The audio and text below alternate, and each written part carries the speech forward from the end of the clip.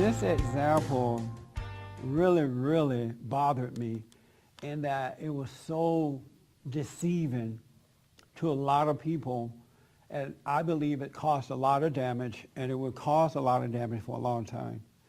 Last week, Oprah Winfrey, you know who she is? Anybody don't know who she is? Okay, Oprah. She's a talk show host. She's a black woman out there. She was being interviewed by BBC, British Broadcast Company, and she was asked about racism. She was asked about Obama, and the interviewer asked if she thought that, amongst many things, if she thought that the people who disagree with Barack Obama were doing it because they are racist. Is it because of his color? And she's like, yes, it is. They are disagreeing with him because he is African American.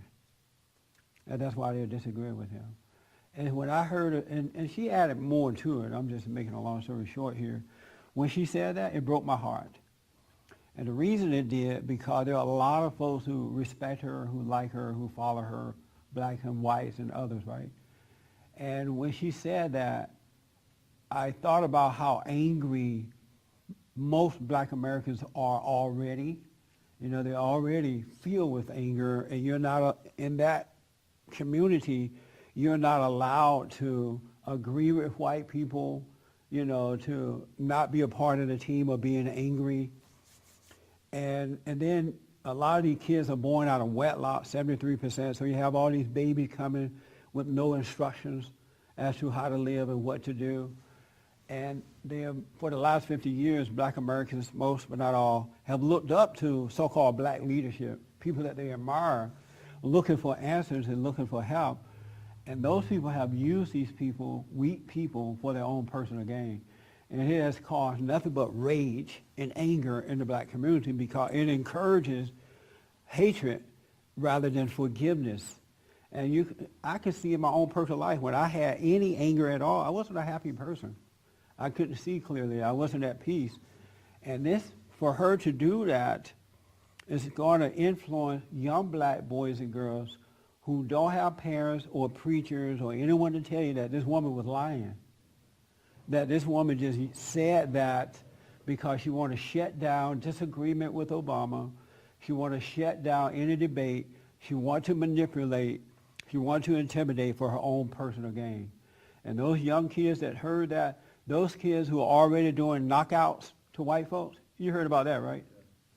And for those who haven't, you have black teenagers, so far it seems to be mostly males, going around the country and just walking up to white people, men and women, and knocking them out in the streets. Some people are dying from it because they're hitting their heads on the sidewalks and all that kind of stuff. And they're laughing about it and everything. And they feel justified in doing it because for the last 60 years or so, they, from generation to generation, have been taught that the white man is the enemy. White people are the enemy, and now there's nothing but pure hatred out there for white Americans from black folks. And it comes from broken homes and encouragement from so-called leadership, you know, black leaders and folks in positions like Oprah.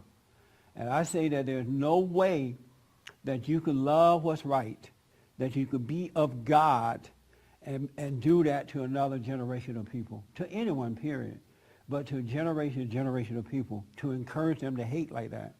Every president that I'm aware of have always been criticized.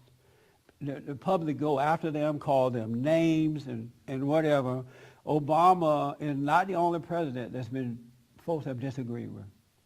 And for her to do that is absolute evil. It really got to me when I heard her say that. I don't know how she can live with herself encouraging that kind of hatred between the races, knowing what anger can do and what it's going to do between blacks and whites, especially young black folks. And it's unfortunate. That's why we got to wake up. Somebody got to start telling the truth because it's not going to get better. For more information or to purchase a copy of this show, Visit us on the web at www.bondinfo.org or call 1-800-411-BOND.